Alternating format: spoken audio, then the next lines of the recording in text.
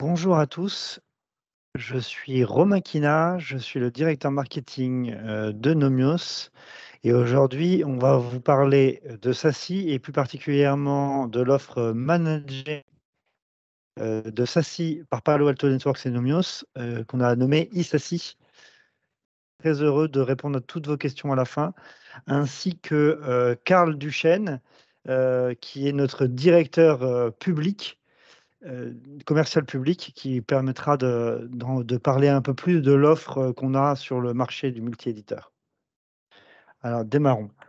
Alors, pour commencer, j'imagine que vous êtes au courant, mais Gartner a défini en 2019 donc, la notion de SASI, qui est la convergence du réseau et de la sécurité comme un service, donc c'est-à-dire sur une offre cloud. Mais on oublie souvent qu'il y a deux notions qui sont fondamentales aussi dans le SASI.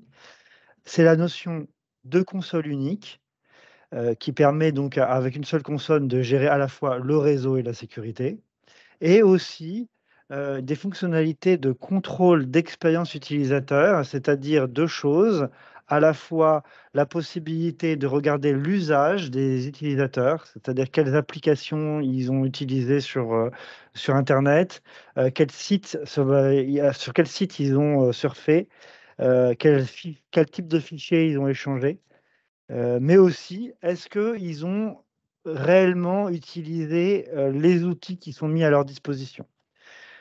Et dernier, point qui est important dans le contrôle d'expérience utilisateur, c'est que, ça permet aussi de faire un troubleshooting complet de, toute la connectivité des utilisateurs, à la fois Wi-Fi, DNS, le poste de travail et de comprendre, si où est la source de l'origine du dysfonctionnement de l'expérience utilisateur. Voilà, donc c'est 2 composants qu'on oublie souvent dans la partie SASI. Alors le SASI, qu'est-ce que ça apporte au point de vue sécurité? Je voulais vous montrer, 2-3 attaques, récentes, où, l'utilisation d'un SASI aurait pu peut-être, pas forcément arrêter, mais détecter l'attaque ou la limiter. Alors, en ce moment, il y a une alerte, par exemple, sur, des noms de domaine, pour, un faux site sur le brevet des collèges et ce faux site, pourrait, dans le cadre du proxy, par exemple, être, interdit à l'accès, assez rapidement parce que, l'avantage du SASI, la configuration étant, dans le cloud, elle est extrêmement dynamique et elle, bénéficie, la CTI, de la Threat Intelligence, de Palo Alto, en l'occurrence, qui voit globalement dans le monde entier et donc ça permet d'aller directement sur des attaques de style 0D aussi, sur les noms de domaine. Deuxième exemple, des cas de ransomware. Alors, le piratage de la collectivité territoriale de Martinique, mais aussi, le centre hospitalier de Saint-Renan qui est, attaqué par un rançongiciel depuis, hier ou avant-hier. Alors donc là, il y a 2 choses qui, peuvent limiter, ce genre d'attaque en ransomware. Déjà, pour attaquer en ransomware, il faut recevoir une charge. Donc la charge, elle peut, évidemment, la plupart du temps, passer par l'email, mais elle peut aussi passer, par le surf ou par le partage de fichiers, dans, Office 365, dans tous les outils de partage de fichiers que vous connaissez et à ce moment-là, le CASB, le filtrage DNS, le proxy peuvent, éviter que la charge, soit téléchargée, sur, vos postes de travail et puis, tout ransomware commence par, le téléchargement d'une clé de chiffrement. Donc cette clé de chiffrement, elle passe évidemment par, des DNS, en général, très éphémères et donc, le proxy peut aussi empêcher, cette partie de téléchargement. Hem, enfin, dans la veille, que j'ai trouvée, ces derniers jours, il y a un groupe de TPT chinois, qui cible les ambassades européennes, un peu la France, mais beaucoup donc l'Angleterre, l'Ukraine et d'autres pays de l'Est.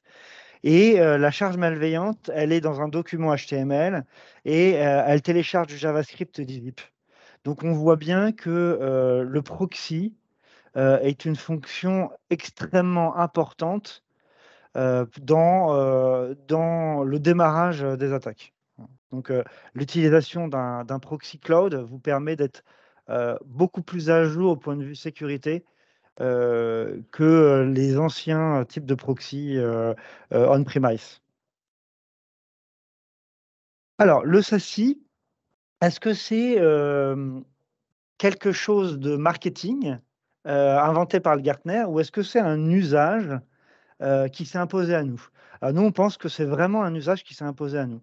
Alors pourquoi? Au début, hein, il y a 10 ans, mais parfois il y a encore des clients qui sont dans ce cas-là. Tout revient vers le data center, tous les usages, le proxy dans le data center, les applications métiers comme par exemple SAP que je prends en exemple sont dans le data center. Donc on a un engorgement possible du data center avec besoin aussi de beaucoup d'expertise en interne pour maintenir en conditions opérationnelles toutes ces couches de sécurité, les upgrades, voilà, les mises à jour. Première étape, Internet se généralisant il y a à peu près une dizaine d'années, on a commencé à faire ce qu'on appelle par exemple du split tunneling sur les utilisateurs à distance. Et donc, les accès Internet centralisés via un proxy, on a commencé à comprendre que c'était pas forcément très simple de tout ramener systématiquement dans le data center.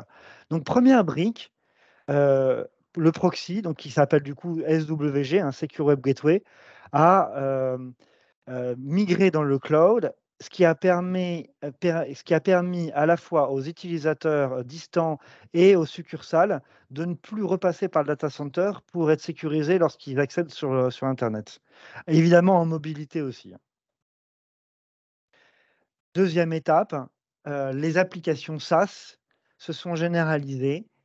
Donc on voit que, des applications aussi même personnelles de type, Dropbox, les applications bancaires, les applications de réseaux sociaux, TikTok, Facebook, les applications utilitaires, genre, le oui SNCF pour aller prendre ses billets. Donc voilà, des choses de tous les jours, tout s'est généralisé, en mode SaaS sur internet. Et les applications métiers aussi. Alors, vous avez vu, mon SAP, il était hébergé dans mon schéma d'abord en interne. Il a migré sur Internet. Donc, tous ces usages-là, ils peuvent être contrôlés évidemment par le proxy qui est dans le cloud, mais ils vont être contrôlés dans le sens accéder ou pas à l'application, pas de manière très très fine. C'est là où le CASB commence à intervenir. Le CASB, il va permettre dans toutes ces applications SaaS, alors j'ai pas cité Office 365, mais évidemment, ou Google Workspace, va permettre de contrôler les usages fins des applications comme qui a accès à quel transfert de fichiers. Oui, on peut autoriser du Dropbox, mais par contre, on n'a pas le droit de downloader ou d'uploader des fichiers dans Dropbox. Donc des usages très fins dans les applications. Enfin, évidemment, le covid est passé par là. On s'est rendu compte que le modèle où, tout le monde doit repasser par le data center via des VPN, pour accéder aux applications internes comme externes, et n'est pas un modèle efficient. On ne maîtrise plus depuis où les personnes se connectent, et donc le modèle qui s'impose, c'est le modèle Zero Trust Network Access. De manière très simple, ça veut dire que les utilisateurs, ils vont bénéficier du même niveau de sécurité, qu'il soit en interne ou en externe. On ne croit plus à l'endroit d'où ils se connectent, mais on croit à la manière dont ils s'authentifient et depuis quel device pour accéder à quel type d'application. Donc des usages plus utilisateurs que localisation. Et enfin, dernière brique, SD-WAN et Firewall as a Service. Les succursales, les coûts télécoms sont extrêmement importants. On a déjà déporté beaucoup de produits comme le proxy et comme le ZTNA directement dans le cloud. Il n'y a pas forcément, il y a beaucoup moins d'intérêt de revenir systématiquement via un réseau MPLS et un réseau télécom pour les succursales directement au data center. Et donc, il est important d'amener de la qualité de service qui est adaptée à chaque usage. Évidemment, un email n'a pas besoin du même délai que de la vidéo ou de la voix, n'a pas besoin de la même qualité de service. Et donc, le SD-WAN, ça va permettre d'adapter, de faire une abstraction de la couche de transport et d'adapter chaque usage à un type de transport, donc que ce soit de la fibre pour avoir quelque chose d'extrêmement rapide, mais ça peut être de la 4G, ça peut être de la DSL, ça peut être, etc. Et en fonction de la disponibilité, du coût et des contraintes de qualité, on va pouvoir choisir par quel biais on passe. Donc tout ça, ça nous amène à dire: «Et ben voilà, il y a une offre, qui est très convergée, heu et qu'on a souhaité, faire en service managé, qui est l'offre de Palo Alto Networks». Hem, Ce qu'on a constaté aussi, c'est que, toutes ces couches de sécurité qui partent dans le cloud, comment on va gérer les incidents de sécurité de toutes ces couches? Il est bon évidemment d'avoir des outils de sécurité, pour ne pas être attaqué. Mais il est bon aussi d'analyser tous ces logs de sécurité qui, vont permettre, en étant corrélés, de, découvrir des signaux faibles, de découvrir qu'on est attaqué depuis très longtemps ou qu'on vient d'être attaqué sans avoir forcément, de symptômes, et cetera, et cetera. Donc en résumé, SASI, est 2 parties, la partie réseau qui est plutôt le One Edge avec le SD-WAN, la partie sécurité qui s'appelle SSE, qui regroupe, le proxy, le ZTNA, le CASB, le Firewall as a Service, le Browser Isolation, le DLP, le déchiffrement et d'autres fonctionnalités supplémentaires qui permettent, où qu'on soit, depuis quel device, d'accéder à des applications, publiques, du style, Office 365 et cetera.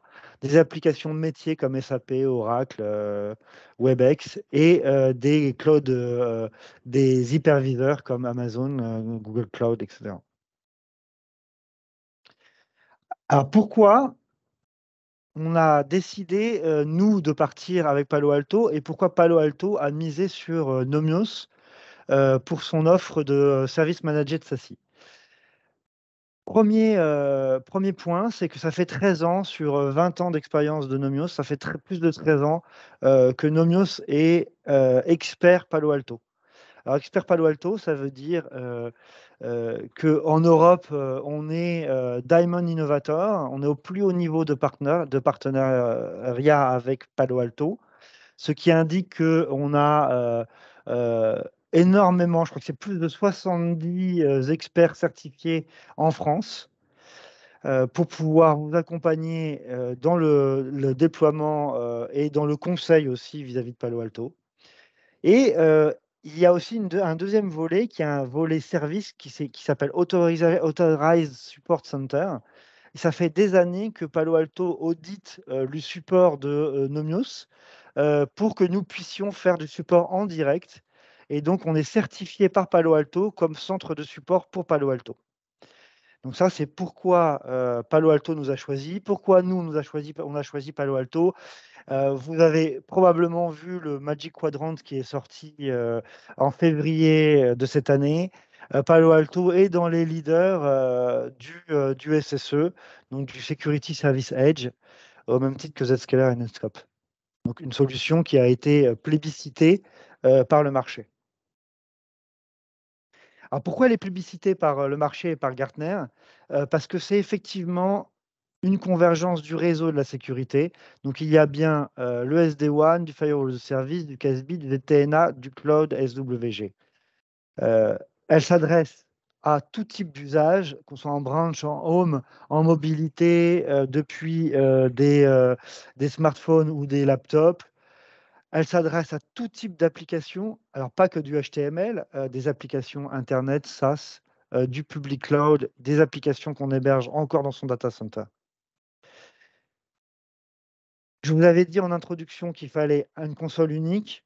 C'est le cas de l'offre de Palo Alto. Qu'il fallait une expérience utilisateur. Ils ont effectivement dans leur client la possibilité de débugger. Alors, quand on est full Palo Alto, on débug encore plus loin, mais on n'a pas besoin d'être full Palo Alto pour débugger. Et ça va permettre de savoir euh, pourquoi votre utilisateur a une expérience qui n'est pas optimum. Tout ça de manière managée, du service managé au SOC, on va le développer un tout petit peu plus tard. Alors, qu'est-ce qu'il y a dans cette offre de Palo Alto? Donc, elle s'articule essentiellement en 3 briques. La première brique, on a appelée ISASI Gateway, qui concerne la partie proxy, donc SWG. Le proxy de Palo Alto, il peut être déployé à la fois en explicite ou en transparent. Souvent, on a reproché pendant longtemps à Palo Alto d'être uniquement en mode transparent parce que c'est à travers des firewalls. Le mode explicite est disponible depuis plus d'1 an chez Palo Alto. Donc, vous pouvez utiliser un proxy.pack, vous pouvez déployer la fonctionnalité comme un proxy classique avec une rupture de session. Donc, premier niveau, c'est la base, c'est forcément le proxy, SWG. Deuxième niveau, qu'on a appelé appli, c'est la couche Zero Trust Network Access. Alors, chez Palo Alto, le ZTNA, vous pourrez aller voir ce que c'est que le ZTNA 2.0 selon Palo Alto, mais le point qui est très important dans le ZTNA chez Palo Alto, c'est que c'est du contrôle de la posture en continu, pas uniquement à l'ouverture de la session. Donc, une politique change, des 0D apparaissent, on peut renégocier la session en cours de ZTNA pour protéger l'utilisateur, voilà, l'utilisateur pendant ses accès aux applications. Donc, on peut faire ISASI Gateway plus ISASI Appli. Dernière brique, la partie CASB, donc la partie contrôle des applications publiques, le plus connu Office 365, mais bien d'autres. Il y a une centaine d'applications qui sont comprises dans ISASI Control et qui permettent de ne pas détecter uniquement l'usage de l'application, mais les usages fins dans l'application. Les deux usages classiques du CASB sont bien dans l'offre de Palo Alto, à la fois le CASB inline et le CASB API. Donc inline pour pouvoir réagir directement pendant une attaque, de détecter un comportement en direct, et le API pour aussi savoir auditer toute la configuration de l'application qu'on est en train de contrôler. Donc, on peut avoir gateway plus application, gateway plus contrôle, ou gateway plus application et contrôle. Au point de vue service, parce que là on a parlé beaucoup de ce que faisait Palo Alto dans l'offre, mais maintenant ce que peut vous apporter Nomios. Il y a 4 niveaux de service dans notre offre ISASI. Le premier niveau de service, c'est un niveau de support. Alors, qu'est-ce que ça veut dire quand on prend ISASI support? Ça veut dire que on amène on vous vend la licence. Alors, cette offre-là n'est pas une offre de location de licence et de service. La licence vous appartient. C'est assez important pour 2 raisons. La première raison, c'est que nous, on estime que on n'a pas envie de vous rendre pieds et poings liés avec Nomios. Si Nomios ne vous satisfait pas au bout d'1 an de service, vous pouvez conserver une offre de Palo Alto, des licences, et les reprendre pour un usage interne ou avec quelqu'un d'autre. Donc ça, c'est une question de transparence pour nous. Le deuxième transparence, le deuxième niveau de transparence, on en parlera un tout petit peu plus tard, c'est que toutes les offres de Nomius sont toujours prévues en co-managé. En co-managé, chez nous, ça veut dire que vous aurez toujours la possibilité de vous connecter à la console pour, au minimum, regarder ce qui s'y passe, voire réaliser vous-même des actes en plus de ce que vous allez confier à Nomios. Ah, donc le support, ça fournit la licence et le support éditeur. Plus le support Nomios. Votre interlocuteur dans le cadre de ISASI, c'est Nomios. L'offre, elle est portée par Nomios. Nomios, on a un support 24/7. Il est ouvert de 8h30 à 19h en standard via d'abord un portail où vous ouvrez un ticket et puis pour des priorités 1, si ça ne fonctionne plus du tout, vous avez une escalade possible par téléphone.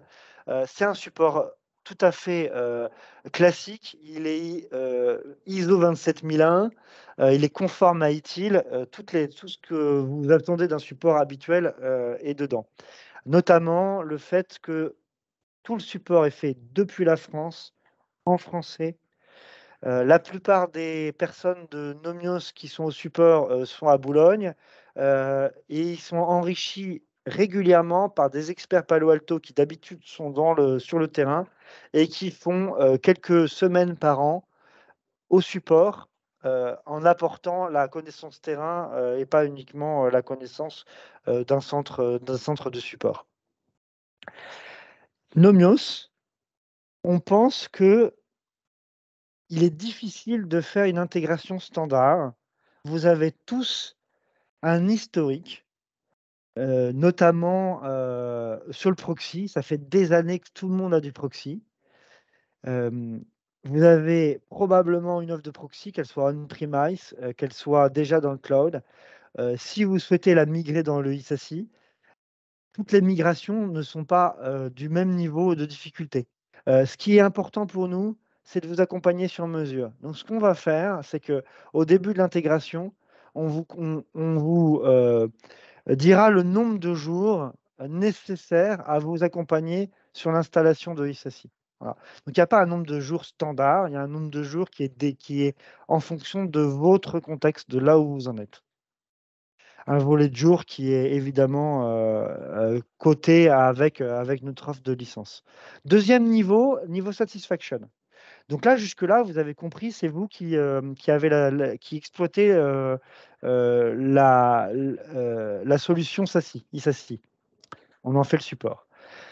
Quand on exploite des solutions aussi compliquées que le ISASI, ce qu'on constate habituellement, c'est que après l'intégration, il y a évidemment des nouvelles fonctionnalités à démarrer, il y a des nouveaux utilisateurs qui arrivent.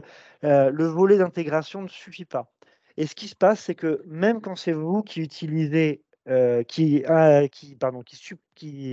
exploitez la solution, eh ben, il est bon parfois de vous accompagner tous les trimestres pour voir si vous utilisez correctement si vos équipes configurent correctement la solution. Donc, chez Palo Alto, ça s'appelle Best Practice Analysis. Nous, on vous propose dans l'offre Satisfaction de tourner cette Best Practice Analysis 4 fois par an, donc une fois par trimestre, et d'avoir un ingénieur Palo Alto qui vient un ingénieur, pardon, Nomios, mais expert en Palo Alto, qui vous accompagne 4 fois par an en vous disant, eh ben, là, par exemple, vous n'avez pas fait une configuration optimum, ou la règle de l'art, c'est celle-là, ou vous savez, vous avez telle licence et vous ne l'utilisez pas. Voilà, donc, on vous accompagnera 4 fois par an. Ensuite, ce que nous, on souhaite vous proposer le plus, c'est la partie service manager. Alors pourquoi? C'est pour que vous puissiez vous concentrer sur l'informatique métier, faire de moins en moins d'infrastructures. Notre métier, c'est l'infrastructure. Votre métier, c'est d'être au service de vos clients. Un proxy, ce n'est pas votre outil métier. C'est un service que vous devez rendre à vos clients ou à vos bénéficiaires, voilà. Donc, nous, ce qu'on propose, c'est de prendre en charge, c'est ce que je disais en co-manager, la gestion de vos changements, la supervision de vos applications les plus critiques qui passent dans votre ZTNA ou dans votre CASB. Donc, la gestion des changements. Donc, qu'est-ce que ça veut dire, la gestion des changements, quand on part avec Nomios? Donc, ça veut dire du co-manager et ça veut dire qu'on projette des experts à votre service. Alors, c'est un bien grand mot, vous allez dire. Oui, et ben, en fait, ce qui se passe, c'est que c'est pas de la outsourcing avec un catalogue de changements fixe. Tous les changements dont vous avez besoin sur l'offre ISASI, que vous ayez pris Proxy, CASB, ZTNA ou la somme des trois, nous réaliserons tous les changements qui sont nécessaires à vous accompagner. Donc, ça veut dire que nous, on veut vous accompagner en termes d'unité d'œuvre et pas, et pas seulement en termes de nombre de changements avec un catalogue. Donc, bien sûr qu'on va faire un catalogue avec vous, mais des choses qui ne seraient pas au catalogue, on ne vous dira pas: ah non, excusez-moi, c'est pas au catalogue. Il faut le rajouter au catalogue avant de l'exécuter. Donc, tous les changements sont compris dans notre offre de change management. C'est une offre de change management en heure HNO, en offre ouvrée, pardon. Pourquoi? Parce que, en fait, on a besoin de vous quand on fait des changements. Et des changements dans une offre ISASI, donc dans une offre qui est managée, la partie maintien en condition opérationnelle et la partie changement du boîtier style RMA, évidemment, elle n'existe pas dans une partie d'offre SASI. Donc, en fait, c'est des accompagnements de changements qui, normalement, vont pas casser entièrement votre service. Donc, il n'est pas nécessaire de faire ces changements-là en heure non ouvrée. Vous voulez absolument les faire en heure non ouvrée, évidemment qu'on va vous accompagner, mais ça sera un accompagnement spécifique qui ne sera pas juste avec une ouverture de change, ça sera une planification d'un changement en heure non ouvrée. En standard, changement en heure ouvrée, tout type de changement. À l'initialisation du service, on va faire un catalogue avec vous de petits, de moyens et de grands changements qui correspondront à des petites, des grandes UO. Et vous consommerez des UO la première année. Alors vous allez me dire, OK, mais alors du coup, j'ai pris, 100 UO et finalement j'en ai dépensé 200. Alors déjà, nous, des services managés, on en fait depuis des années, depuis, au moins, 10 ans. Donc on saura dire, le nombre d'UO qui est nécessaire pour votre contexte. Et classiquement, ce qu'on dit, c'est que au bout de la première année, à plus ou moins 10 ben, on réévalue pas, mais on va dire: «OK, monsieur le client, vous avez un contexte vraiment spécifique qu'on n'avait pas vu ensemble. Vous avez pris, 100 UO, vous en avez consommé 200 et ben, la deuxième année, en bonne intelligence, on va passer votre offre à 200». Mais c'est aussi valable dans l'autre sens. Finalement, monsieur le client, vous avez, utilisé que 50 UO, cette année et ben, on va diminuer le service manager à 50 UO. Donc en UO. Heu, que ça soit la supervision, le cyber dont je vais parler juste après, on peut y ajouter un service delivery manager qui va piloter de manière beaucoup plus fine, le service avec vous. Alors il pilote le support, le service manager et le SOC, donc tout ce qui est service, le service delivery manager. Alors pourquoi prendre du cyber quand on prend du SASI managé? Bonne question. Hem, alors lorsque vous prenez un service managé ou même à une offre, SASI, Palo Alto, donc une offre eSASI avec nous, heu, les tous vos logs vont atterrir dans ce qu'on appelle un data lake, qui va permettre de requêter de manière intelligente, toutes les alertes de sécurité de toutes vos briques, qu'elles soient proxy, SASI, et ZTNA, voire, évidemment, SD-WAN. Mais ces alertes, elles sont disponibles à une co avec un outil de requête, mais elles vont pas être, corrélées ni analysées. Donc la différence, c'est de passer d'alertes, les unes à côté des autres à quelque chose de corrélé et d'incident. C'est ça la le passage, on va dire d'un data lake à un SOC. Donc nous, notre SOC, il va être disponible par usage. Alors, notre SOC, on le veut vraiment opérationnel. Le haut de SOC, c'est opérationnel, on le sait, mais nous, on veut insister sur le côté opérationnel.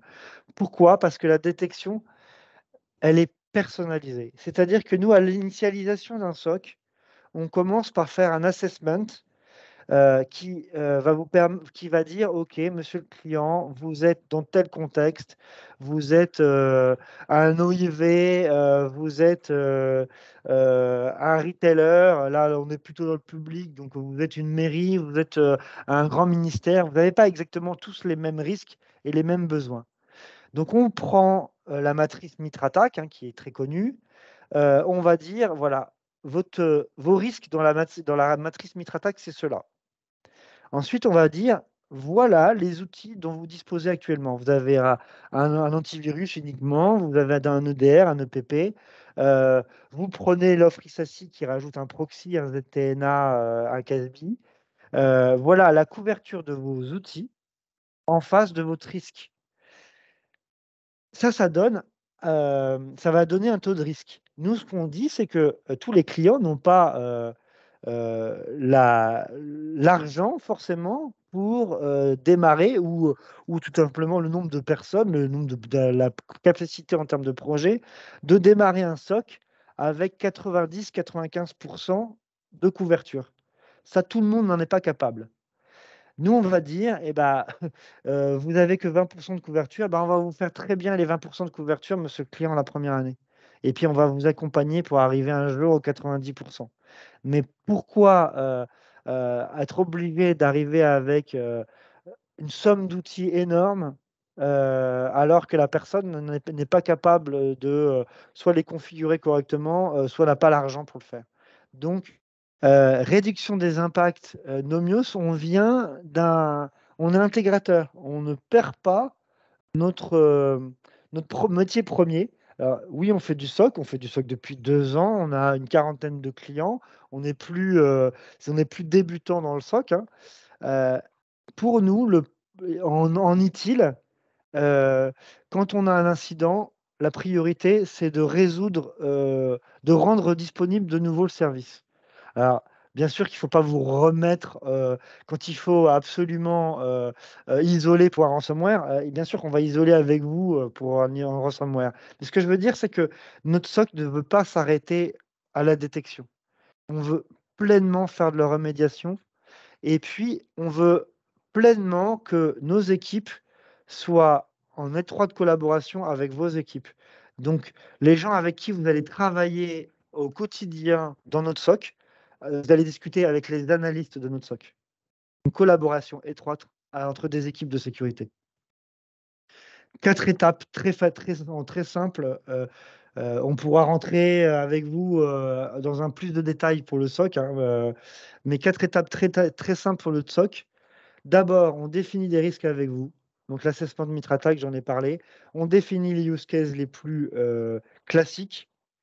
Détection, alors on va orchestrer ces use cases dans le XOR de Palo Alto, donc qui est multi-tenant. Donc vous avez un tenant, chaque client, pour, la mise en place des playbooks et donc l'automatisation, de la réponse, aux incidents, de la détection et de la réponse. Ensuite, évidemment, il y a des alertes, on les gère. Vous avez, des incidents, on investigue et on aide à la remédiation si elle n'est pas automatique. Prévention, on trouve la cause du problème pour qu'elle ne se reproduise pas.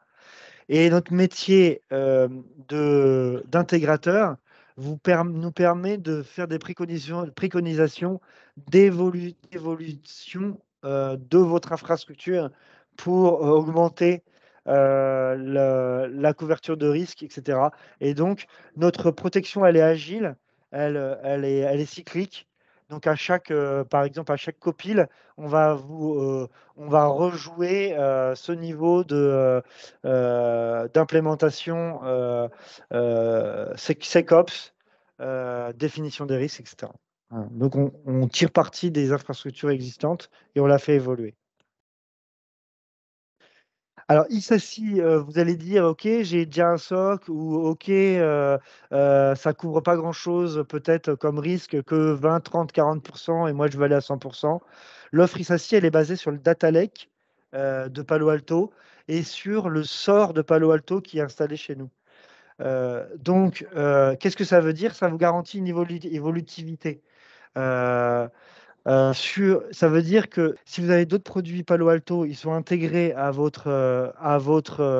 sont intégrables à votre SOC, que ce soit du Strata, du Cortex XDR, mais aussi des produits tierces comme l'Azure Active Directory ou d'autres types de firewall de concurrents. Ils peuvent tous être intégrés dans le data lake de Palo Alto. Euh, et une fois qu'ils sont intégrés dans le data lake Palo Alto, le traitement dans le SOAR eh ben, il est natif. En résumé de l'offre ISASI, c'est une offre managée et co-managée. Donc, on peut prendre tout évidemment en compte dans notre management, mais il est nativement co-managé avec vous qui avez un accès au minimum à la plateforme pour voir ce qui s'y passe. C'est une offre Zero Trust, ça veut dire que vous faites confiance à des experts qui vont configurer jusqu'au bout les outils qui vous sont proposés. Alors, Zero Trust, ça veut dire qu'on ne va pas faire du niveau 4 dans les firewalls. On va faire des profils utilisateurs et des contenus applicatifs. Donc, on va dire euh, Gérard, qui est à la compta, il a accès à l'outil de comptabilité entièrement. Il a accès dans Office 365 uniquement à la partie comptabilité et la partie finance, mais pas la partie technique, etc. Donc, c'est une configuration niveau 7 des applications et des utilisateurs. C'est des outils de troubleshooting avancés. Donc, je vous ai dit, avec Palo Alto, on est capable de débugger, on est capable de suivre les usages. C'est nous, évidemment, qui allons vous faire des reportings trimestriels sur les usages et sur les applications avancées et sur le troubleshooting avancé. C'est aussi des experts qui font tous les jours du maintien en conditions opérationnelles. Donc, nous, quand on va faire des changements, on connaît les impacts de nos changements. Donc, on va vous dire, monsieur le client, ce changement-là, bah non, il va peut-être falloir le faire entre midi et deux. Ou ce changement-là, eh ben, il va avoir tel impact, donc, ou aucun impact. Donc, allez-y, on peut le faire quand vous voulez. Et enfin, c'est de la proactivité parce on ajoute de la supervision et donc on va permettre de voir quand il y a une dégradation du service de vos utilisateurs. Le tout intégré nativement avec le data lake de Palo Alto, donc directement dans le SOC Nomios. Que vous le preniez tout de suite ou que vous vouliez évoluer dans la suite avec le SOC Nomios, c'est déjà nativement. Alors quand je dis nativement, petite parenthèse, il est deux choses différentes de configurer euh, un service de sécurité pour être managé et un service de sécurité pour être dans un SOC. Par exemple, même si on a fait la meilleure configuration pour couper les alertes, pour couper les attaques, ça ne veut pas dire qu'on a configuré les bonnes alertes pertinentes pour être corrélées dans un SOC. Et donc, le gage d'une bonne configuration, en tout cas la promesse de bonne configuration chez Nomios, c'est que c'est les équipes qui sont au même endroit. Vous pouvez d'ailleurs aller visiter notre centre de support. Les équipes de SOC, les équipes de service managés sont sur les mêmes plateaux. Les équipes de support sont sur les mêmes plateaux. Alors, même plateau, c'est pas vrai. Même immeuble avec 2 étages. Euh, et donc, bien configurer le SASI de Palo Alto pour que les bonnes alertes remontent au SOC, c'est quelque chose qu'on est censé faire tous les jours. Les équipes discutent entre elles. Et enfin, alors là, peut-être que je vais laisser la parole à Karl. Cette offre, elle est disponible depuis quelques temps, une semaine, 15 jours, dans le multi-éditeur de l'UGAP. Karl, je te laisse la main là-dessus Oui, pour expliquer. bonjour à vous tous. Donc après cette présentation, voilà, cette offre en fait est disponible sur la plateforme multi-éditeur SCC UGAP, puisque c'est le chemin pour aboutir, je dirais, à ce référencement. Et vous avez un référencement qui est effectif, en effet, depuis près de 3 semaines maintenant, sous le nom Nomios. Donc en fait, Nomios est reconnu, je dirais, en tant qu'éditeur, et on a monté cette offre, je dirais, en collaboration avec Palo Alto, certes, mais c'est avant tout une offre Nomios au travers de tous les services que l'on délivre autour pour pouvoir justement vous proposer en fait, je dirais, ce service. Donc toutes les équipes en fait Nomios se tiennent à votre disposition si vous souhaitez plus ample précision, si vous souhaitez également quelques références clients, on est à votre disposition également. On a quelques références maintenant depuis un an dans ce domaine, qui nous a permis d'évoluer, je dirais, au niveau du service et de l'adapter au mieux pour chaque cas d'usage, et pouvoir satisfaire en fait l'aboutissement en fait de cette offre. Il y a une chose qui est très agréable et aussi que j'ai pas dite, pourquoi, on a aussi choisi Palo Alto, c'est que Palo Alto, c'est un des rares à nous offrir, la possibilité de comprendre comment, l'offre SASI techniquement est articulée. Donc si, c'est quelque chose qui est important pour vous, de comprendre, ce qu'il y a, dans le moteur de Prisma, SASI, on sera très heureux de faire un rendez-vous avec vous et avec des ingénieurs Palo Alto ou des experts de Nomios Palo Alto pour vous montrer qu'en fait, c'est un certain nombre de POP. C'est voilà, comment c'est construit techniquement aussi et pas seulement construit économiquement. Merci à vous et à très bientôt. Bonne fin de journée. Au Bonne revoir. fin de journée, au plaisir.